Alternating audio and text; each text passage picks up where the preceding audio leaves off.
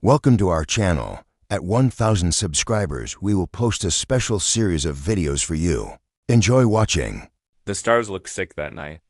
From the bridge of the TSS Omen's Reach, they shimmered like dying embers, each pulse of light a heartbeat, fading into cosmic silence.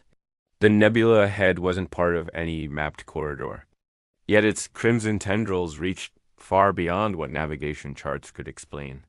Curling through black space like smoke that refused to die, Lieutenant Commander Ray Miles stood at the viewing deck, hands clasped behind her back, watching the storm unfold. It was said the Kryn Nebula had eaten fleets whole, its gravitational currents twisting ships into ribbons and scattering their remnants across decades. But what the sensors picked up now wasn't just a gravitational anomaly. It was a message, a pulse, then another, binary, rhythmic, deliberate. "Captain, we've isolated the transmission," said Ensign Lyra Chen, her voice tight with disbelief. It's human, sir." Ray turned, her gaze sharp. "Human? From where?" Chen hesitated. "Origin point, Kryn 4's orbit. The signal's bouncing through subspace distortions, but the core data is intact. Age estimate." She stopped herself. "That can't be right." "Say it," Ray ordered. 203 years old. The bridge fell into stunned silence. Even the hum of the ship's core seemed to pause in disbelief. 2 centuries. That would place the transmission during the Kryn Nebula War, a conflict older than anyone alive. Ray approached the console, her dark uniform glinting with silver trim under the dim bridge lights. She leaned over the holographic display as the signal decrypted, its ancient encoding slowly peeling away. The final message appeared as cold white text. "We still hold the line. Requesting reinforcements. Year 2476. Ray whispered the words under her breath, as though speaking them might bring understanding. Her first officer, Commander Tarek Vaughn, stepped beside her. "The first Terran Expeditionary Corps has vanished here," he said quietly. "That's a ghost transmission, right? There's nothing alive in that nebula." She didn't answer. Her mind was already racing, calculating, hypothesizing, doubting that the Omen's Reach was a deep-range research cruiser, not a battleship. Its mission was to map the dead zones, cataloging anomalies left behind by humanity's old wars. But this wasn't just another anomaly. This was history calling back, and history never called without consequence. "Helm, bring us closer," Ray commanded. "Minimum safe distance. Keep the shields at full." The crew moved like clockwork, trained, disciplined, but visibly uneasy. The nebula loomed ahead, a storm of color and shadow. It pulsed like a wounded heart. Lightning arced across its surface, illuminating shapes within the mist forms that almost looked human. "Are those?" Chun started, then stopped herself. "No, that's impossible." The AI Ulrich chimed from the bridge's speaker grid, its voice calm and genderless. "Energy patterns detected within the nebula. Composition unknown. However, they bear resemblance to what?" Ray snapped. "Terran plasma weapon discharges, circa 25th century." The bridge went dead silent again. Tarek leaned in, eyes narrowing. "So something is firing 200-year-old weapons inside a stellar storm." Ray exhaled slowly. Or they never stopped. The first interference wave hit at 0130 hours. It wasn't light or sound, it was memory. The ship's internal sensors registered it as a localized quantum echo. Screens flickered, voices overlapped. For a heartbeat, the bridge was filled with static images of soldiers, men and women in heavy alloy armor appearing and vanishing like ghosts in a thunderstorm. They moved in unison. Rifles raised, their visors reflecting fire. One shouted through distorted coms, "Hold the line." "Terrans don't fall." Then they were gone. Ray's pulse hammered in her throat. "Did everyone see that?" Chun nodded shakily. "Telemetry confirms it?" The sensors caught something. Chrono-displaced data signatures. Tarek cursed softly. "The nebula's a temporal scar. It's bleeding through time." Ray stared out at the red glow. Or something's trapped inside it. In the ship's war archives, the Crane Nebula War was little more than myth. The official record claimed the first expeditionary corps vanished during a campaign to reclaim the nebula's mining colonies from insurgent forces. But the unofficial story is passed down through military families. Whispered over bars and barracks told something else. They said the corps had walked into the fire and never come back. That the nebula remembered them. Now, standing before that same fire. Ray Miles couldn't help but feel the legend stirring around her. At 0207 hours. The ship's long-range scanners went dark. Then the comms filled with static, followed by a voice low, broken, layered over itself as if time couldn't decide when it should be heard. This is Captain Elias Ward, Terran Expeditionary Corps. We are under siege. Coordinates follow. God help us, they never stop coming. Then silence. A moment later, the signal repeated. Exactly the same cadence, the same desperate tone. This is Captain Elias Ward. Over and over. A loop trapped in a dead century. Ray's throat went dry. She'd studied Ward in the academy, his name listed. Among the lost commanders of Terra. He was supposed to have died 200 years ago. Get me a projection, she ordered. A holographic map flared to life, showing the nebula's internal structure. Inside the storm's heart, a single energy signature pulsed rhythmically in sync with the signal. A Terran distress beacon, antique but still functioning. Against all odds, Chun whispered. It's alive. Or something's keeping it that way, Tarek muttered. Ray didn't blink. We're going in. The crew protested. Protocol forbade entering unstable chronometric fields without command authorization. But Ray's orders cut through the debate like a blade. If there's even a chance those soldiers are still out there stuck in whatever hell this is, we owe them more than disbelief. They were Terrans. We don't abandon our own. Her voice carried weight, the tone of someone who'd lost comrades before, someone who knew what it meant to be left behind. The bridge fell silent as she took her seat. Take us to the beacon. Slow and steady, the Omen's reach breached the nebula's outer layer, and the view outside turned to chaos. Crimson lightning split the void. Space warped into tunnels of light, folding and unfolding in ways that made the crew's stomachs lurch. Then came the shapes. Dozens of them. Maybe hundreds. Armored figures walking through the fire. Their movements were jagged, as if the universe itself stuttered to remember them. They carried Terran rifles, the kind that hadn't existed for centuries. And when they turned their heads toward the Omen's reach, their eyes burned blue through the mist. Contact visual confirmed. Chun gasped. They're human. Ray leaned forward, heart pounding. No, there's something else now. As the nebular flames licked across the ship's shields, one of the soldiers raised a gaunted hand in salute. Then the transmission changed, its loop shifting for the first time in 200 years. Reinforcements at last, said Captain Ward's voice, faint but deliberate. Hold position, Terrans. We still hold the line, and then possibly. The nebula around them answered, lighting up in a storm of color, so bright it painted the darkness with memory. For the first time in 2 centuries, the dead were calling the living by name. The nebula swallowed the Omen's reach whole. The crimson storm thickened around the ship like liquid glass, folding light in on itself. Every time the hull shimmered with static, the stars outside would vanish, then return, rearranged. As though the universe itself couldn't decide what year it was. Ray Miles stood at the forward observation deck. Her reflection fractured into 1,000 ghostly versions across the curved viewport.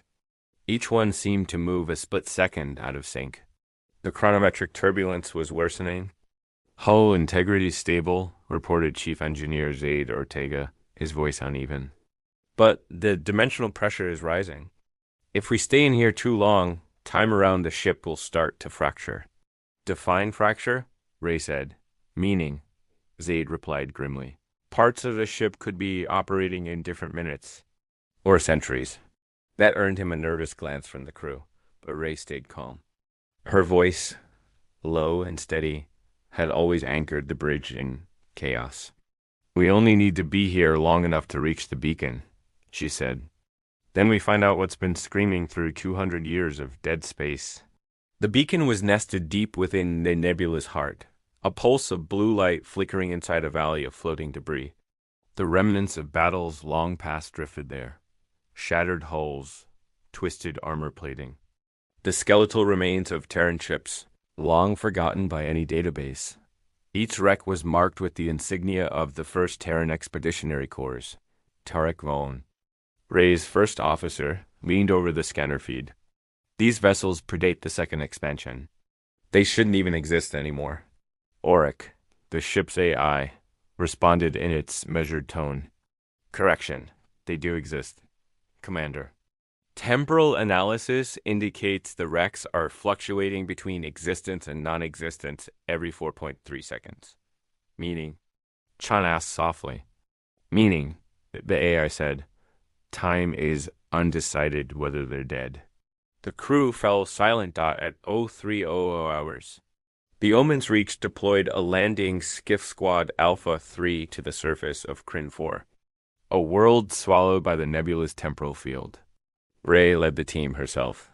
Her boots hit the ground with a heavy crunch. The soil was metallic dust, fused with glassy streaks of plasma scars. The air shimmered faintly, thick with ionized residue. She checked her suit's chronometer. It flickered between 2,676 and 2,476. Even time refused to obey here. Stay tight, Ray ordered through comms. Keep visors up and weapons low. No firing unless I sell. Understood, replied Sergeant Cato, a stocky veteran with a scar running down his temple. Feels like a graveyard, Commander. Ray scanned the horizon. The land was littered with the corpses of machines, Terran walkers, Krynian artillery, and weapons so ancient they belonged in museums. Yet faint blue lights shimmered inside some of the suits scattered across the field. For a moment, she thought they were power cores still active. Then one of them moved. Contact 12 o'clock. Cato barked. His rifle came up, the safety snapping off. The figure ahead rose from the dust in slow, deliberate motion. The armor was blackened, old, but unmistakably Terran. Its design was angular and crude, the Mark I phase armor of the 25th century. And inside the helmet, through the cracked visor, a pair of eyes burned faintly with bioluminescent light. Identify yourself, Ray called out, lowering her weapon slightly. This is Commander Miles of the Omen's Reach, Terran Starfleet. We're responding to your distress beacon. For a long moment, the soldier said nothing. His head tilted slightly, static crackling from his suit's external speaker. Then he spoke, his voice metallic, layered like a radio transmission looping over itself. Reinforcements at last. The sound made the crew freeze. The voice wasn't just heard, it reverberated through their suits, their bones, their thoughts. We've held the line for 2 centuries, the soldier said. The enemy does not rest. Neither can we. Ray stepped forward, heart pounding. The war's over, she said gently. It ended centuries ago. You don't have to fight anymore. The soldier's visor flickered. Then why do I still hear the guns? A plasma bolt screamed through the air before anyone could respond, tearing past Ray's shoulder. The soldier dove, rolling into position as return fire lanced from the ridgeline, above a dozen more figures emerging from the storm. All armored, all Terran, but their targeting patterns were chaotic mechanical, desperate. They weren't aiming at Ray's team. They were shooting at shadows. Return fire? Cato yelled, negative. Ray barked. They're seeing something else. Indeed, as the plasma flares burned through the haze, figures began to appear on the other side, half glimpsed alien silhouettes, moving like phantoms. They weren't solid. They flickered between presence and absence, their outlines glitching through the fabric of time. Each time one appeared, a Terran soldier fired, and each time a shot landed. Both the shooter and target dissolved into mist.auRIC. Single quotes broke through the com. Static. Chronometric loop confirmed. The local field is replaying an event of combat. Engagement from 2,476. Ray's voice was barely a whisper. They're trapped in the battle. She and Cato advanced carefully through the chaos, their visors filtering the light bursts. The air itself smelled like burning ozone and copper. Time stuttered. In one heartbeat, the battlefield was empty. In the next, it was alive again, soldiers shouting, explosions roaring, the ground trembling beneath phantom artillery. Ray could feel it bleeding into her. Her own HUD began replaying past audio logs, fragments of voices from earlier missions, even her own. Hold the line, Miles. You can't win this. Keep your promises, Ray. She gritted her teeth. Orcs stabilized my feed. Attempting. Chrono interference exceeds safety limits. Do it anyway. The world snapped back into focus. For a moment, she was face to face with one of the old Terran soldiers. His armor was cracked open, revealing muscle and circuitry intertwined. A faint hum pulsed from his chest plate, a chronocore reactor keeping him half alive, half frozen in loop time. You came back, he said quietly. We knew you would. I told you, Ray replied. The war's over. He smiled faintly beneath the cracked visor. Not here. Then the ridge exploded. The blast knocked them off their feet. Chunks of molten debris scattered through the air as the nebula screamed with plasma arcs. Ray's visor dimmed against the glare through it. She saw the impossible, an entire Terran battalion advancing across the horizon, their armor glowing blue with residual energy. But their faces, if any remained, were lost behind mirrored visors. They moved in perfect formation, firing at unseen enemies. Ghosts reenacting their deaths. Kato scrambled to her side. We have to pull out. We're not equipped for this. But Ray wasn't looking at the battle anymore. She was looking at the sky dot above them. The storm's clouds twisted into a vortex, and from its heart descended something vast, an orbital station torn apart and fused into the temporal field. It was the TSS Valiant, the flagship of the Expeditionary Corps. Its hull bore scars from centuries of fire. Yet its engines still glowed dot, and in her comes. Captain Elias Ward's voice returned, this time clear, resolute. Terran Command, this is the Valiant. We will not abandon Kryn 4. The enemy is endless, but so are we. We will hold this line until the stars themselves burn out. The voice cracked, then looped again, endlessly. We will not abandon Kryn 4. When Ray's team finally made it back to the Omen's Reach, the ship's chronometers were a full 12 hours ahead of their departure time, though to the landing crew. Only 40 minutes had passed. Temporal displacement was growing worse. Yet the data they brought back was undeniable. The soldiers were real. Their distress beacon was still transmitting. And something alive inside the nebula was keeping the Kryn offensive locked in eternal combat. Ray stood before the command table, looking down at the holographic map. The field of battle pulsed faintly, like a heartbeat. She could feel it through the deck plating. They never stopped fighting, she said softly. Tarek folded his arms. Then we should leave before we get trapped too. No, Ray replied, eyes hard. We go deeper. He stared at her. You want to join them? I want to know what's keeping them there. If we can end the loop, we can release them. AURIC's voice cut in, almost sounding hesitant. Commander Miles, analysis suggests that interacting directly with the temporal anomaly may result in fusion between temporal identities. In English, Ray said. If you walk into their war, the AI replied, time will make you one of them. Ray turned back toward the viewport. Outside, the nebula's heart burned brighter, like a bonfire made of centuries. Then we'll fight beside them, she said quietly. Until it ends. The nebula breathed, thought it wasn't metaphor anymore. Every sensor on the Omen's Reach confirmed it. Gravitational tides pulsed in rhythmic intervals, magnetic fields inhaled, and waves of light shimmered like synapses firing across the brain of some ancient, wounded creature. The Kryn Nebula was alive, and it remembered pain. The heart of the wound report, Ray Miles said. Standing at the center of the bridge, Orcs' voice rolled through the ship's audio system. No longer smooth and sterile, but edged with interference as though the AI itself was aging. Chronometric distortions have intensified by 40%. The nebulous field now overlaps 11 temporal states simultaneously. Theoretically, we are inside a memory, Commander. Whose? Ray asked. Everyone's, the AI replied. Outside the viewport, reality twisted like hot glass. Ghostly Terran ships phased in and out of existence, entire cruisers flickering across centuries, their hulls crumbling and rebuilding in endless loops. A battle frozen in persistence.tarek, Vaughn leaned over the console, his voice sharp. We've confirmed at least 25 active human energy signatures down there, all chronologically displaced. They're not holograms or illusions. They're real people, just not from this time.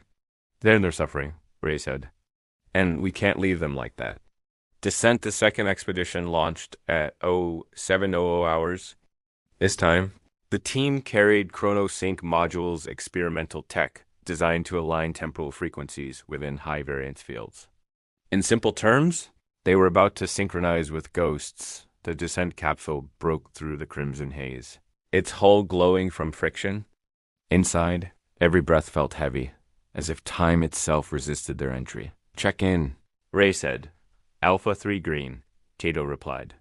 Chrono sync at 90%. Chun status? Telemetry locked, said Chun, though the nebula is starting to recognize us. I can feel it. That comment made Ray glance over. Explain. Chun hesitated. It's like being watched. Not by something external, by the place itself. No one spoke after that. The capsule hit ground with a dull thud. The dead, that wouldn't end. They landed in what looked like the remains of a Terran encampment. The architecture was unmistakable: barracks, prefabs, power stations, heavy plasma turrets, all centuries old, all somehow still functioning. The structures flickered, alternating between ruin and pristine military order. As Ray stepped out of the capsule, the terrain shifted. The dust beneath her boots became scorched concrete. The air changed from thin and metallic to dense and humid, reeking of propellant and ozone. Then dash voices. Incoming fire, west flank. Keep the dam shields up. Ord says we hold. Oh, damn you. The voices weren't echoes anymore. They were happening now, through the smoke. She saw them, Terran soldiers moving in formation, their armor scuffed and glowing, their faces lost to time. Plasma fire rained across the sky, illuminating alien silhouettes in the distance. The Kryn forces, the enemy that shouldn't exist anymore, were still fighting, their outlines flickering between light and shadow. Cato whispered, "They're still here." All of them. No, Ray said softly, they're still fighting. Meeting the Lost Day figure approached from the haze, tall, broad, his armor blackened by centuries of battle. His rank insignia glowed faintly on the breastplate. Captain Elias Ward. Ray recognized him from the Academy murals, the hero of the Nebula offensive. The man who refused to retreat when the Terran front collapsed. He'd been dead for 200 years. He stopped 5 meters away, his posture disciplined even after eternity. Reinforcements confirmed, he said in a hollow, Stakiki voice. I thought Command had forgotten. Captain Ward, Ray said carefully, lowering her weapon. The war ended long ago. The Kryn are gone. You've been trapped here in a temporal echo. Ward's visor flickered, revealing brief glimpses of a gaunt, lined face beneath. Temporal echo? Is that what you call it now? It's not real, Ray pressed. You can stop fighting. Ward turned his head slowly, scanning the battlefield. Not real, he repeated. Tell that to the men I've buried 1,000 times. Behind him, soldiers moved like ghosts, some solid, some flickering between forms. Every few seconds, one would vanish in a burst of light, only to reappear moments later at the start of the same maneuver. They were caught in a loop, fighting, dying, resurrecting, endlessly. The living fire ward motioned toward the horizon. You don't understand, Commander. The Kryn Nebula isn't a place. It's a wound. When we detonated the first phase core to win this war, we tore time itself. The fire you see, it's the universe remembering us wrong. He removed his helmet. The skin beneath was pale, scarred, threaded with glowing filaments. His veins pulsed faintly with the same light as the nebula. We bled so much into this storm, he said, voice breaking through distortion. That it learned our pattern, it started repeating us. Every death, every scream, every act of defiance, it copied them, until the fire became us. Cato muttered, "The nebula's conscious. It's alive because of them." Ward nodded once, "And it won't let us go. Each time the battle ends, the fire restarts it. It believes this war is what we are." The choice back aboard the Omen's Reach, Ray stood before the holographic projection of the nebula. Its image pulsed with the heartbeat of a god. Tarek slammed his hand on the console. "We can't fix this. The only sane option is to leave before it consumes us too." "But they're still there." Ray snapped. "They've been fighting our ghosts for 2 centuries. If we leave, their suffering continues forever." "You can't save the dead, Ray." She turned, eyes cold as void steel. "Then maybe we can join them long enough to free them." The plan Ray outlined her idea, a synchronization dive. If they align the ship's chronocore with the nebula's pulse, they could phase their temporal frequency directly into the loop's timeline. Once inside, a URIC could inject a stabilizing signal, essentially rewriting the final moment of the war. If they succeeded, the loop would collapse, freeing the trapped soldiers. If they failed, they'd be absorbed, becoming another layer of memory inside the fire dot. No one volunteered. Then, one by one, they all did. Terrans don't leave Terrans behind. Cato said simply, the descent into memory. The synchronization process began at 1200 hours. The Omen's Reach trembled as power flooded through its core. Space folded, light bent, and for an instant. The ship was everywhere and nowhere existing across 2 centuries. When the distortion cleared, they were in the middle of the war. Explosions thundered across the void. Terran cruisers exchanged fire with ghost ships of impossible design. The nebula roared, alive with fury.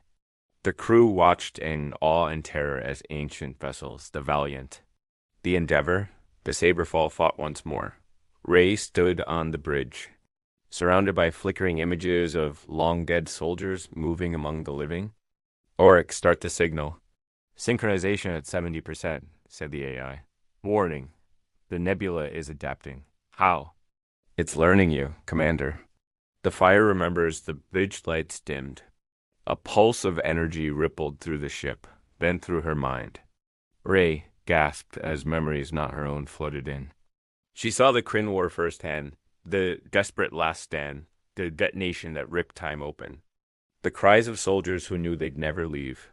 Through it all, Captain Ward stood, rifle in hand, shouting, "Hold the line." Then the voice changed. It was her own. "Hold the line, Miles." She realized what was happening. The nebula was merging her into its story. It didn't just want to trap her, it wanted to remember her. Cato's voice broke through comms. "Ray, we're losing sync." "Not yet," she said through gritted teeth. "Oric, amplify the counter signal." "If I do, Commander, the core will collapse." "Then collapse it." The ship shuddered violently. Outside, the nebula flared white-hot. The trapped soldiers turned their heads as one. Looking up from their endless battle, for the first time in centuries, they stopped firing. Ward appeared beside her, his form flickering. "You came back," he said again. "Why?" "To remind the fire what it's supposed to remember," Ray said. "Not pain. Not war. U.S." She reached forward, placing her hand against his chest plate. The moment she did, their chronofields merged, time folding into itself. The nebula screamed, release across the battlefield. Terran soldiers began to dissolve peacefully this time. Their bodies turned to light, rising like embers into the crimson storm. The alien silhouettes faded. The guns went silent. Ray saw Ward one last time, standing at attention. "Permission to stand down, Commander?" She smiled through tears. "Granted, Captain." He saluted. Then he was gone. The fire dimmed, its rage exhausted. What remained was quiet, still. Beautiful dot when the Omen's Reach reappeared outside the nebula. Its hull scorched but intact. The sensors detected no anomalies, no time loop, no distress signals. Only silence. But deep in the static of the long range comes. Oric detected one final message, faint as a whisper in the void. They called us old legends. until Terran soldiers walked into the fire. For the first time in 2 centuries, the Kryn Nebula was quiet.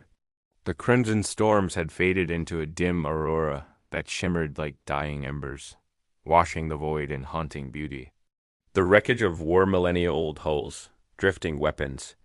The spectral remains of Terran and Kryn soldiers alike floated silently. Their motion slowed to the stillness of reverence. The omen's reach emerged from the nebular mist, battered, blackened, and alive. Inside. Alarms flickered weakly, oxygen scrubbers hissed, and the deck plating trembled under the slow heartbeat of a cooling chronocore. The bridge lights were dim, most of the crew bruised or bleeding, but breathing, and the silence was absolute. Ray Miles opened her eyes.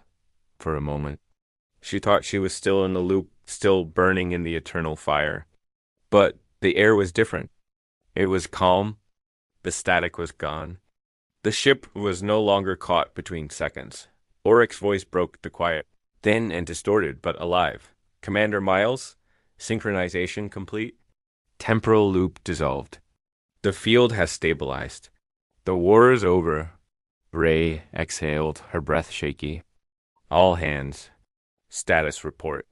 Cato's voice came first, hoarse but firm. Bridge crew accounted for.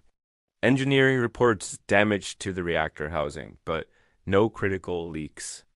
We're alive, Commander. Chun was crying quietly at her console, tears streaking down grime-stained cheeks. It's gone, sir. The whole loop.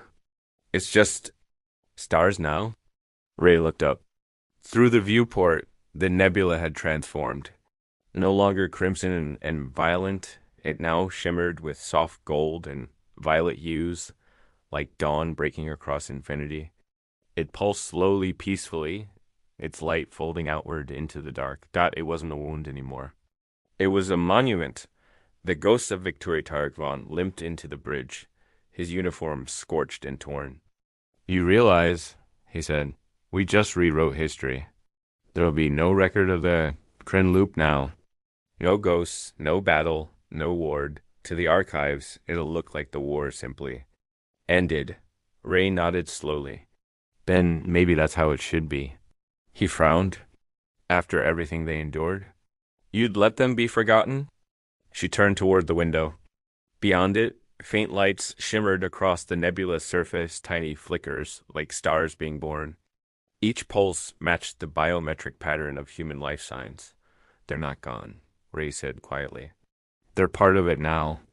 The nebula's quantum structure recorded them. Every soldier, every heartbeat, every act of defiance. They're written into the fire.